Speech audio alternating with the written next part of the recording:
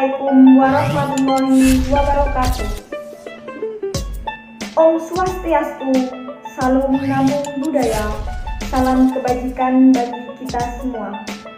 Perkenalkan, nama saya Afiana Nurlaidia, Prodi Pendidikan Bahasa dan Sastra Indonesia. Saya di sini akan menjelaskan tentang pembelajaran menulis cerpen dengan model example non-example. Keterampilan menulis. Keterampilan menulis merupakan salah satu aspek keterampilan berbahasa yang harus dikuasai siswa. Selain ketiga keterampilan lain yaitu membaca, menyimak, dan berbicara. Menulis merupakan suatu keterampilan berbahasa yang digunakan untuk berkomunikasi secara tidak langsung, yang bersifat produktif dan efektif. Sedangkan keterampilan menulis merupakan kemampuan seseorang dalam melukiskan lambang atau simbol-simbol.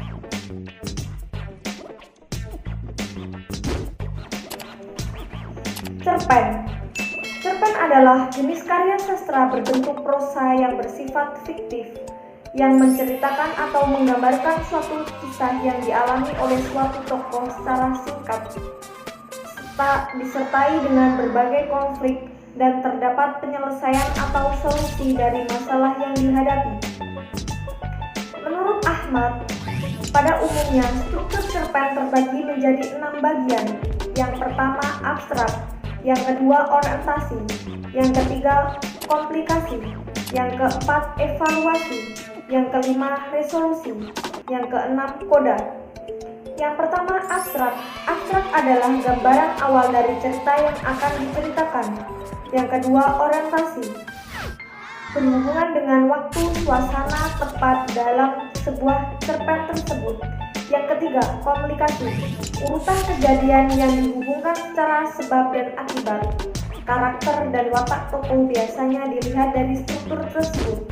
Yang keempat, evaluasi, konflik yang terjadi dan menunjukkan pada klimaks serta mulai mendapatkan solusi terhadap masalah yang dialami dalam cerpen. Yang kelima, resolusi, pengarang mengungkapkan solusi terhadap masalah yang dialami tokoh dalam cerpen. Yang terakhir, koda, yaitu nilai atau pembelajaran yang bisa dapat diambil dari teks cerita oleh pembaca tersebut.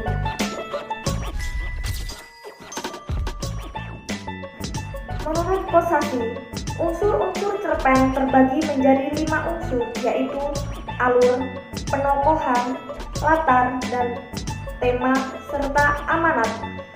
Kaidah kebahasaan teks cerpen meliputi: pertama, menggunakan bahasa pilihan kata, idiom, frase, pengolahan paragraf atau isi cerita yang kohesi dan koherensi sehingga alurnya jelas dan runtut. Yang ketiga, bahasa disesuaikan dengan aspek sosial, latar belakang cerita yang membingkai. Langkah-langkah menulis cerpen. Yang pertama, menentukan tema. Tema merupakan sesuatu yang menjiwai sebuah cerita. Tema menjadi dasar dalam bercerita. Roh sebuah cerita terletak di dalam tema. Dalam menulis cerita, tema harus dihayati betul oleh penulis. Yang kedua, sudut pandang. Dalam menulis cerpen, kita harus konsisten dalam menggunakan sudut pandang. Kalau kita menggunakan sudut pandang sebagai orang pertama, dari awal sampai akhir cerita harus tetap menggunakan sudut pandang orang pertama dengan menggunakan sudut pandang aku atau saya dalam bercerita. Yang selanjutnya, penokohan. Mengungkapkan karakter tokoh dalam cerita harus logis. Pengarang harus dapat menciptakan gambaran yang tepat untuk watak yang telah ditampilkan. Berawal dari penciptaan karakter tokoh inilah cerita akan terbentuk. Alur atau plot. Macam-macam alur dapat dalam cerita, diantaranya adalah sebagai berikut. Yang pertama, alur sirkuler, yaitu cerita yang dimulai dari A dan kembali lagi ke A. Yang kedua, alur linier, yaitu alur yang dibangun searah maju atau lurus. Yang ketiga, alur forwarding, yaitu alur yang dibangun dengan menceritakan masa datang melompat ke masa lalu, dan pada akhir cerita meloncat lagi ke masa datang. Yang keempat, alur flashback, yaitu cerita yang sesungguhnya adalah cerita masa lalu, tetapi justru cerita itu dimulai dari hari ini. Yang selanjutnya, menentukan judul. Judul dapat ditulis secara keseluruhan cerita setelah ditulis. Judul dapat ditentukan dari bagian yang paling menarik dari cerita itu. Selanjutnya, pemilihan judul harus menarik bagi pembaca, sebab judul merupakan pintu gerbang yang dapat diibaratkan sebagai sebuah etalase. Dengan membaca judul, pembaca akan membayangkan isinya. Langkah-langkah menulis cerpen yang berikutnya yaitu tahap persiapan.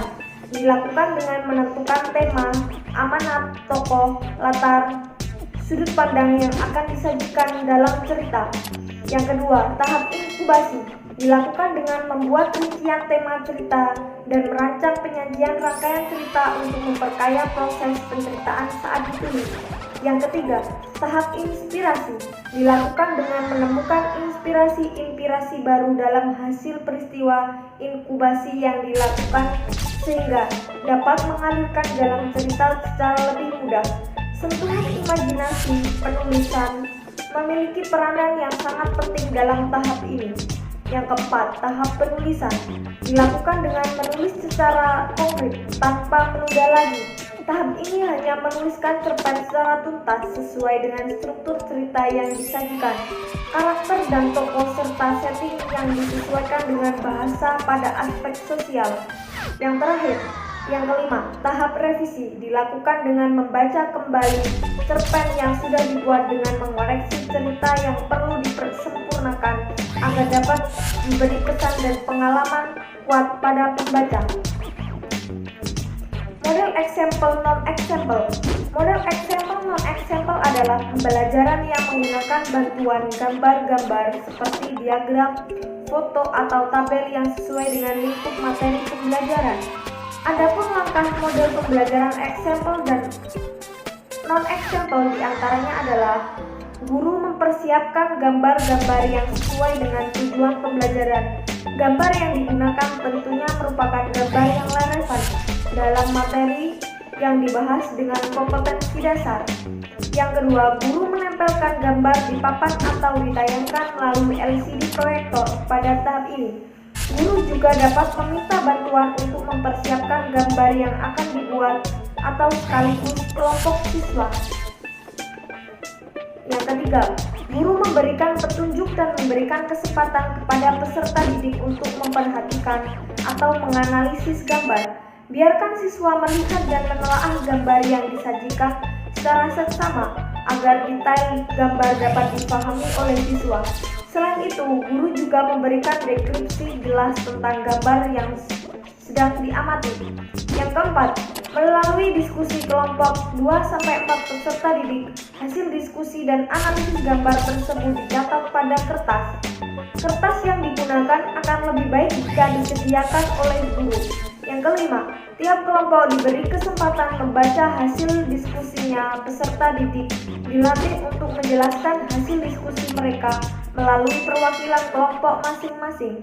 Yang keenam, melalui dari komentar atau hasil diskusi peserta didik, guru mulai menjelaskan materi sesuai dengan tujuan yang ingin dicapai.